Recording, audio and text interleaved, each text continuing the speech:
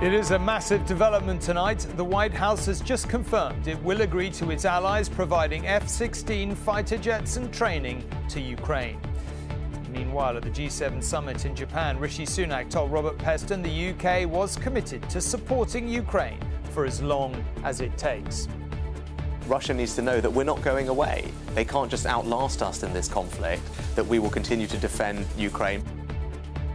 The F-16s are likely to come from European allies, but it is a huge moment, a development President Zelensky has been pleading for months. Also on News at 10 tonight. Outrage as mass murderer President Assad of Syria is brought back in to the Arab League. Let's everybody just calm down a little bit, which is just... Calls for action after hooded thugs attack the families of West Ham players. Salman Rushdie on life after being so brutally stabbed. And is this the Welsh equivalent of the Elgin marbles? It's an important find in Wales, but also Western Europe as a whole, because it is the oldest ceremonial burial in Western Europe.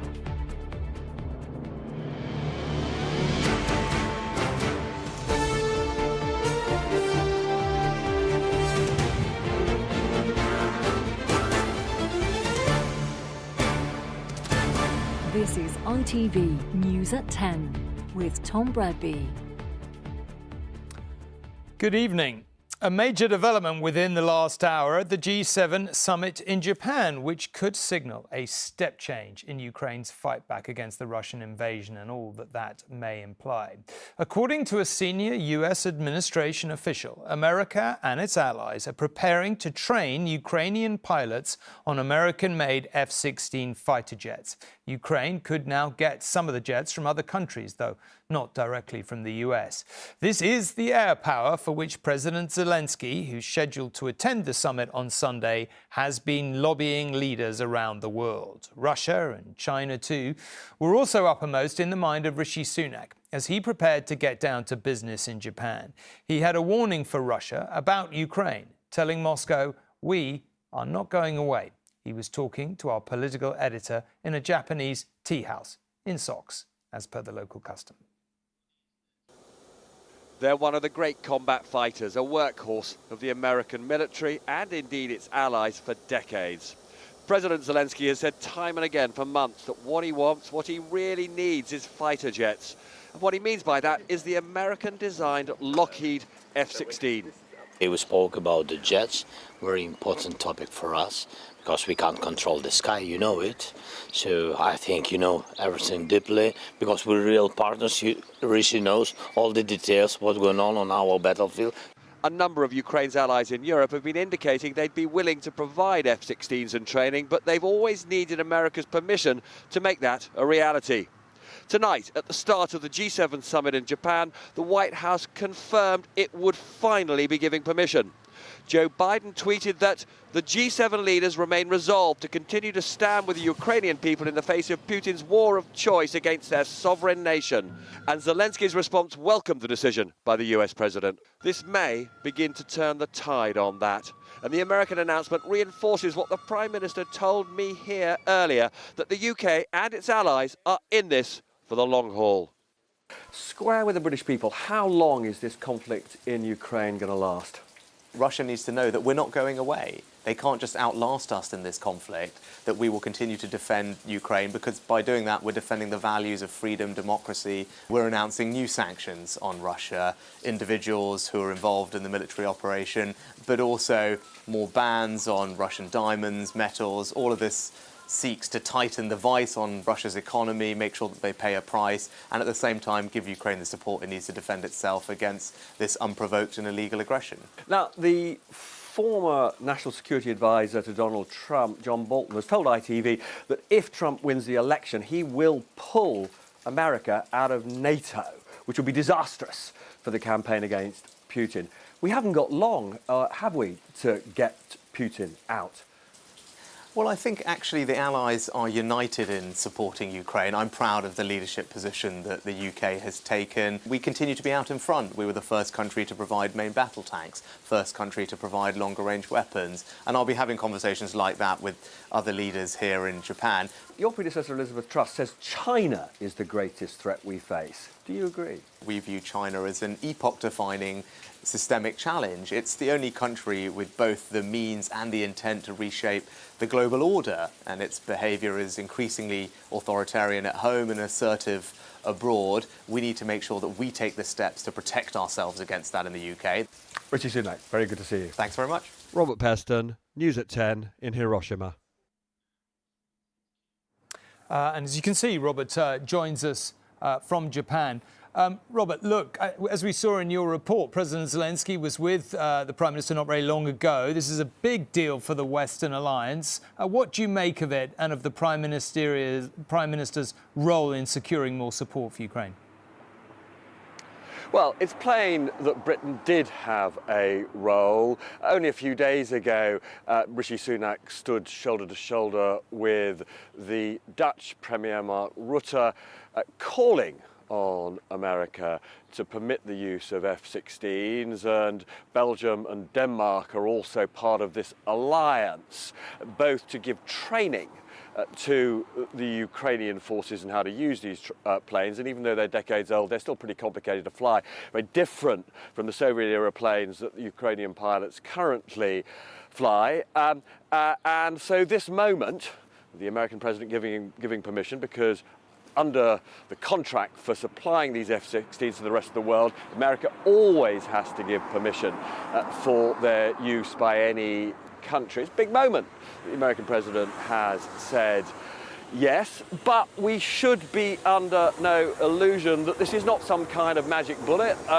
President Zelensky, Ukrainian MPs constantly sort of saying, including in interviews with me, how desperate they are to get jets, but it'll be months before they have the relevant level of expertise, Ukrainian pilots.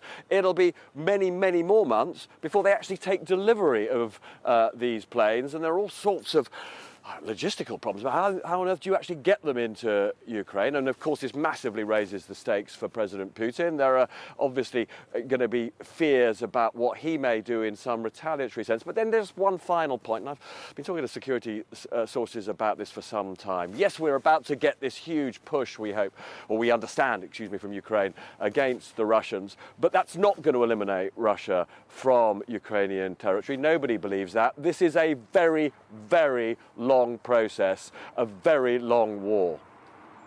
OK, Robert, thank you very much indeed. Well, let's put some of that to Debbie, our Asia correspondent, who is also in Japan. Debbie, we've so often talked, haven't we, about, particularly about China and what it thinks about what's going on in Ukraine, particularly with its Russian allies. President Zelensky is about to arrive in Japan. How do you think this pretty big development will be received?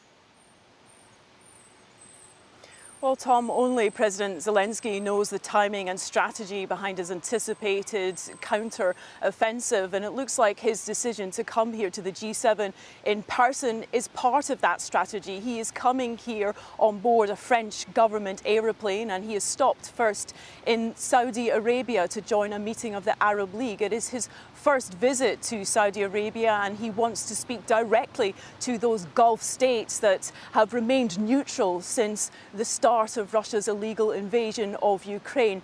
It is going to be quite some moment when we see him, a wartime leader, here in Hiroshima, and he wants all of that symbolism. He takes a great risk every time he leaves the country, and he wants his presence here to encourage other nations to get on board to pressure Russia. We have also seen some details of the Sunday's draft final communique, and of course, as expected, it is dominated by Ukraine and China. We understand that there has been some disagreement about the language to be used on China, with French and EU officials saying they don't want this to become the anti-China event, but it will call Beijing out on its malign trade practices and encourage member nations to reduce their dependency on the world's second largest economy. This summit, President Zelensky's visit, and now this this fighter jet announcement is being watched very closely in the Chinese capital, where President Xi will next week welcome the Russian Prime Minister. OK, Debbie, thank you very much indeed. Well, as the G7 summit was getting underway in Hiroshima, a big shift in Middle Eastern power politics was taking place at another major summit in Saudi Arabia. After his suspension over the brutal civil war in his country, Syria's President Assad was brought back into the Arab League. The Syrian conflict, which has been going on, believe it or not, for 12 years, began with anti-Assad protests in 2011. It was Assad's heavy-handed response to the protests that triggered Syria's suspension in that year.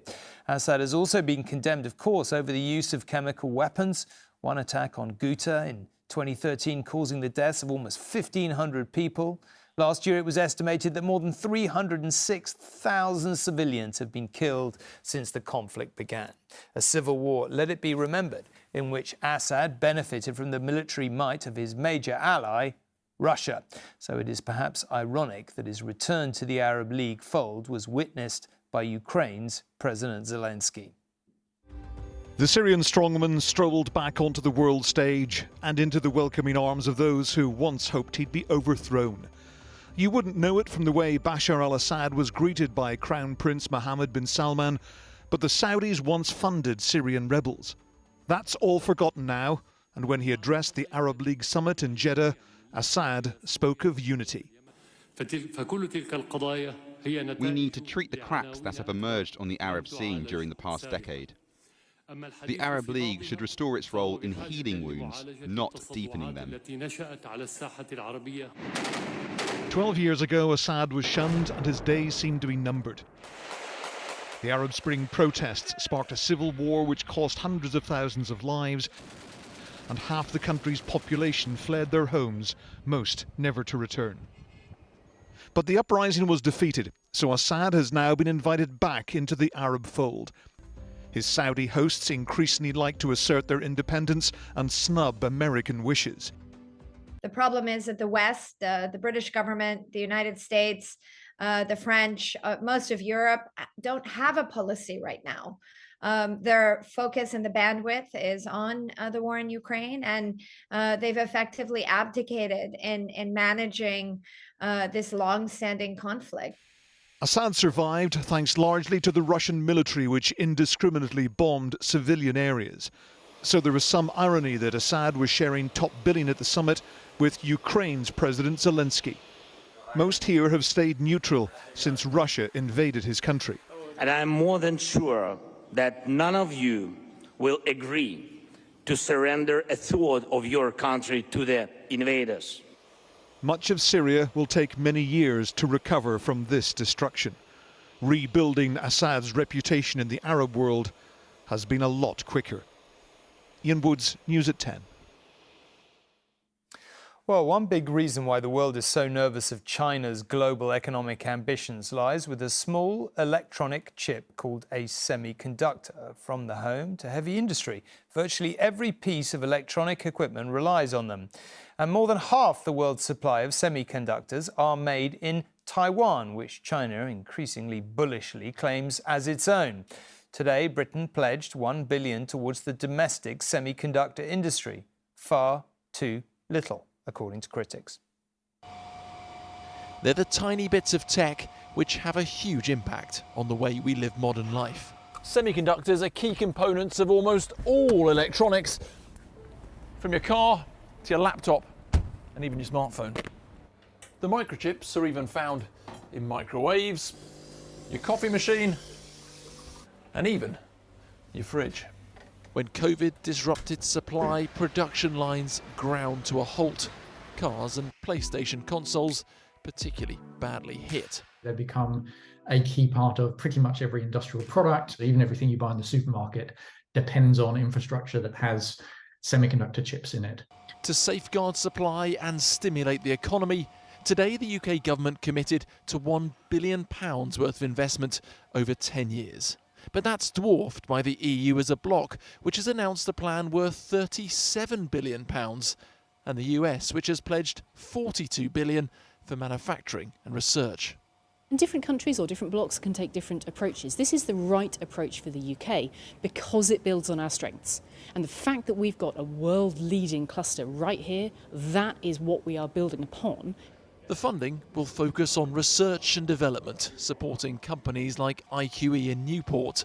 But when it comes to mass production, we're unlikely to be competitive against the likes of Taiwan, where one mega factory can cost up to £10 billion to build. The initial strategy launch today is a good first step, but there's no doubt that it needs to be backed up with manufacturing support, which does enable the UK to be on that level playing field. With tensions between Taiwan and China continuing to build, supply chain security is a global threat. The government here has hinted at further announcements in the autumn and says it's working to strengthen international relations with the world's semiconductor superpowers. Martin Stew, News at 10.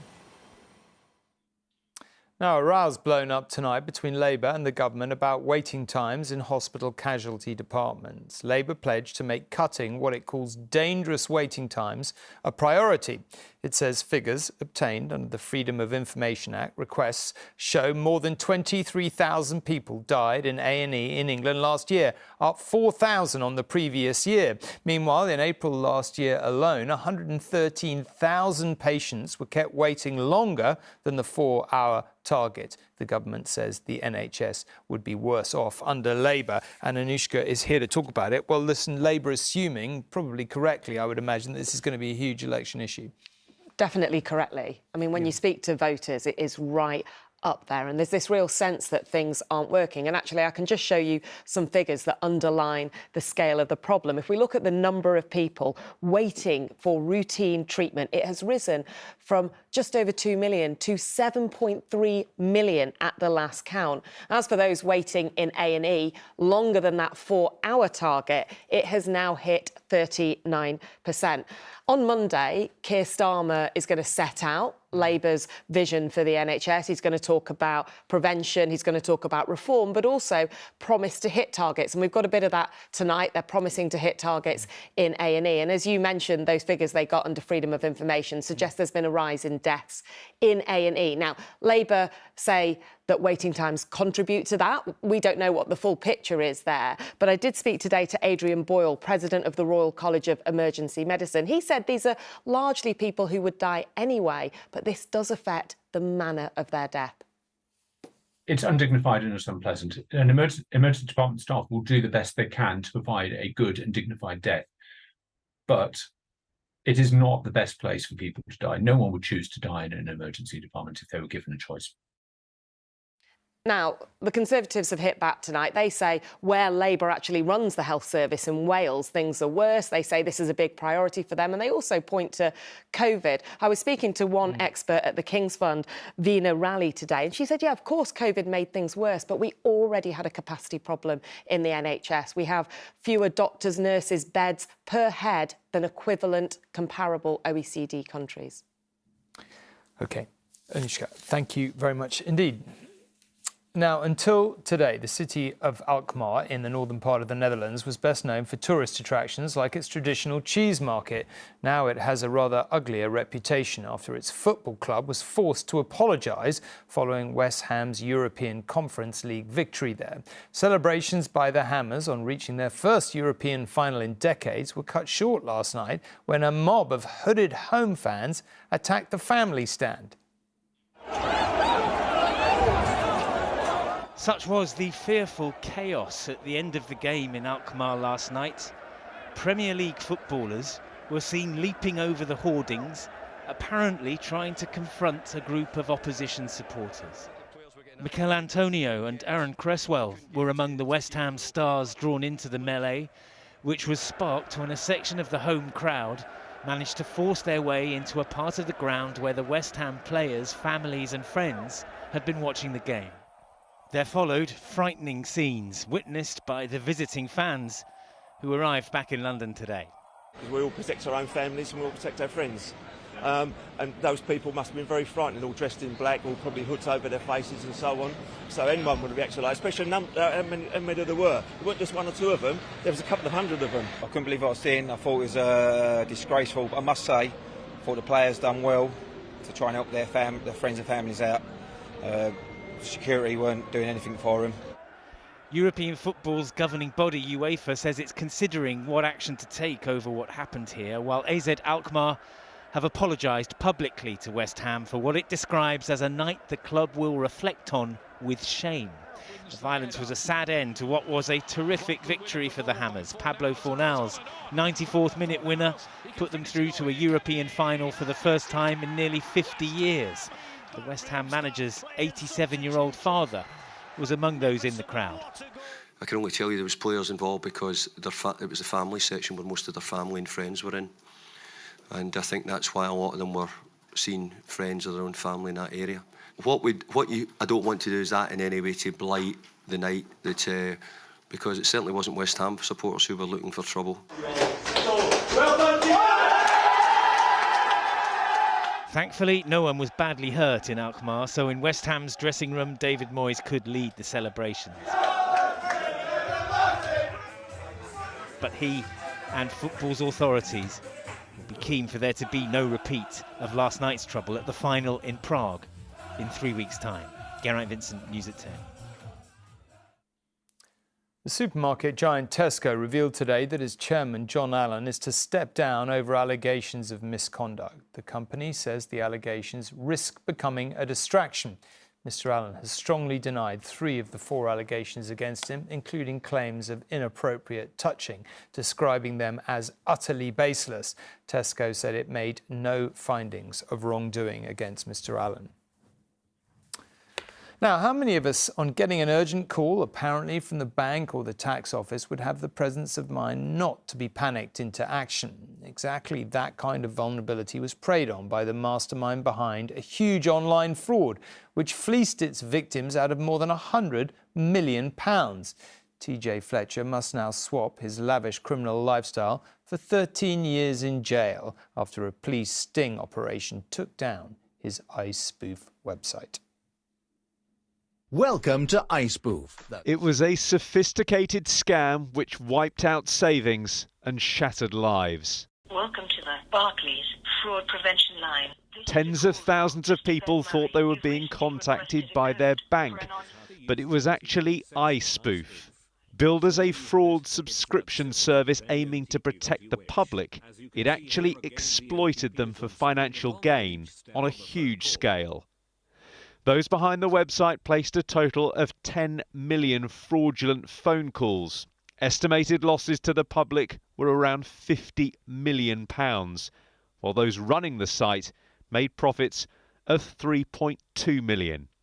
A significant amount of those profits went to this man, the head of the operation, TJ Fletcher, helping him fund his lavish lifestyle, which included a £230,000 Lamborghini, 2 Range Rovers and a luxury watch. But it all ended in ignominious fashion for Fletcher, arrested at his girlfriend's house last November and brought to justice as part of the UK's biggest fraud sting. This case is an excellent example of how we are prosecuting sophisticated criminals who attempt to hide behind their anonymity online. A jail sentence of more than 13 years for TJ Fletcher may provide some comfort. What won't is that fraud is the country's most common crime, often with devastating consequences for its victims. Mark McQuillan, News at 10. The novelist Salman Rushdie was as outspoken as ever when he made his first public appearance less than a year after being stabbed and seriously injured on stage. Appearing at a literary gala in New York, the Satanic Verses author thanked those who came to his aid in last year's attack, in which he was blinded in one eye and lost the use of a hand. He went on to condemn efforts to ban books and curtail freedom of expression. This was his unannounced emergence back into the public spotlight. 9 months after being attacked by a knife-wielding would-be assassin, and Salman Rushdie was on the red carpet. Hi, everybody. It's nice to be back. Accepting an award for courage, the novelist had a message for an era in which literature and journalism are under assault. Terrorism must not terrorize us. Violence must not deter us. As the old Marxists used to say, la lutte continue. La lutta continua. The struggle goes on.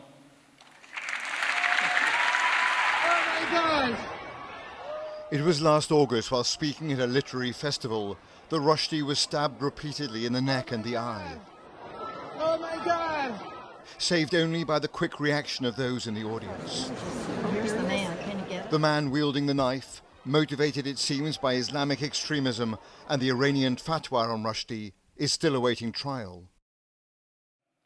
The novelist dedicated his award last night to those who rushed at his assailant. If it had not been for these people, I most certainly would not be standing here today. So I accept this award. Thank you very much, but I accept it primarily on behalf of those who came to my rescue and saved my life. Rushdie, having lost the sight in one eye and the use of one hand, says his overwhelming emotion is one of gratitude. Robert Moore, News at 10, Washington. It's been revealed today that the former Prime Minister Boris Johnson and his wife Carrie are expecting the arrival of their third child within weeks. It will be their first child since Mr Johnson's exit from Downing Street last year after losing the confidence of the Conservative Party. Mrs Johnson says the couple are expecting their second boy. 58-year-old Mr Johnson has 4 children with his first wife, Marina Wheeler. OK, finally, a campaign is gathering momentum to treat a prehistoric skeleton found in a remote coastal cave as the Welsh equivalent of the Elgin marbles. Calls for those famous ancient Greek statues to be returned to their homeland, as you will have heard, have become an international cause célèbre. Well, now historians are saying that the Welsh skeleton, held at Oxford University, is so significant a discovery that it too should be brought home. During the Ice Age, this landscape would have looked very different. What's now the Bristol Channel was a vast grazing plain where mammoths and hyenas would hunt and be hunted. Fast forward several millennia to 1823 and archaeologist William Buckland ventured into a tiny remote cave called Pavaland on what had become the Gower coast. He immediately came across the remains of a human skeleton.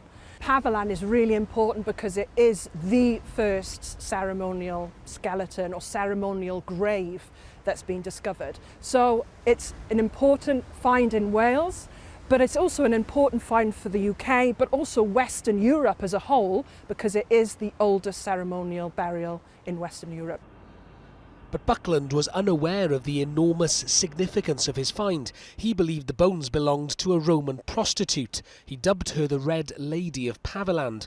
More than a century later, scientists discovered that the Red Lady was in fact a man, a young hunter or warrior of significant social status. The so-called Red Lady of Pavaland has travelled a long way since it was discovered here on this remarkably remote stretch of the Gower coast. Now, 200 years since that discovery, there are renewed calls for it to come home. A replica of the skeleton can be viewed at Swansea Museum, but the original bones were taken back to Oxford, where they remain today. This is something for Swansea, it's something for South Wales.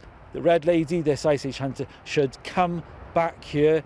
Oxford have done a fantastic job for the past 200 years, but now in the 21st century, it really is time to change things. Debates over the restitution or repatriation of museum artefacts like the Benin bronzes and Elgin marbles are gathering pace. But in the case of the Red Lady of Pavaland, it's complicated. The problem with restitution is that every single artefact has its own biography. I think the most important thing to bear in mind is that the artefacts have been looked after, cared for, that there's a cost implication for any movement of an artefact, and the most important thing to bear in mind is that they're conserved forever and for everyone. So for now, the fragile bones of Pavaland remain in a vault in Oxford.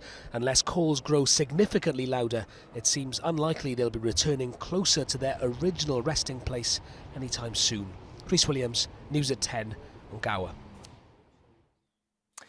And that's it. The big story tonight, that development that America is now happy for its European allies to train Ukrainian pilots on F-16s. A big development. That's it. Have a brilliant weekend. Good night. Thanks for watching.